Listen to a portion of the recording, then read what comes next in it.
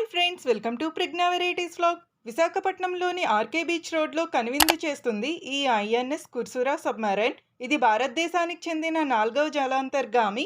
కూతవేటు దూరంలోనే విఎంఆర్డిఏ అంటే Visakhapatnam metropolitan region development authority office కూడా ఉంటుంది. ఇక ఈ మ్యూజియం గురించి చెప్పుకుందాం. 18th December 1969 ప్రారంభించిన ఈ కుర్సురా 31 ఇయర్స్ సేవ తర్వాత 27 February 2001 ఉపసంహరించారు. 1971 ఇండో పాకిస్తానీ యుద్ధంలో కూడా పాల్గొంది ఈ కుర్సురా. ఇంకా పాట్రోలింగ్లో కీలక పాత్ర పోషించింది. తర్వాత ఇతర దేశాలతో కూడా కలిసి నౌకాదళ విన్యాసాలలో పాల్గొంది. ఇతర దేశాలలో అనేక పర్యటనలు కూడా చేసింది.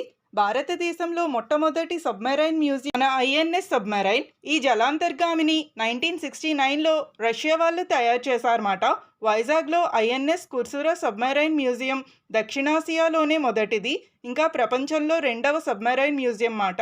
ఇంకా ఐఎన్ఎస్ కుర్సురా తన 31 ఇయర్స్ సర్వీస్లో 73,500 నాటికల్ మైల్స్ అయితే ప్రయాణించింది. ఈ దూరం భూమి వ్యాసం కంటే చాలా ఎక్కువ మాట. ఎవరైనా వైజాగ్ టూర్ ప్లాన్ చేసుకుంటే మాత్రం ఇది కూడా చూడడానికి ట్రై చేయండి. ఆర్కే బీచ్కి దగ్గరలోనే ఉంటుంది మాట. చెప్పాలంటే ఆర్కే బీచ్ దగ్గరే ఉంటుంది. ఎవరైనా దగ్గరికి వెళ్ళి చూడలేని వాళ్ళు ఉంటే ఈ వీడియో ద్వారా చూస్తారు కదా అని షేర్ చేస్తున్నాను. చూసారా మన హీరోస్ మాట వాళ్ళందరూ కూడా. ఎవరైతే ప్రారంభించారో ఆ శిలాఫలకం కూడా నేను మీకు చూపిస్తాను. వీడియో అయితే ఎండింగ్ వరకు చూసేయండి. ఈ వీడియో మీకు నచ్చింది అనుకుంటున్నాను. నా ఛానల్లో ఓల్డ్ వీడియోస్ కూడా వాచ్ చేయండి గాయ్స్. నచ్చితే ఒక లైక్ అయితే ఇచ్చేసి please subscribe Pragna varieties vlog for more videos. Thank you.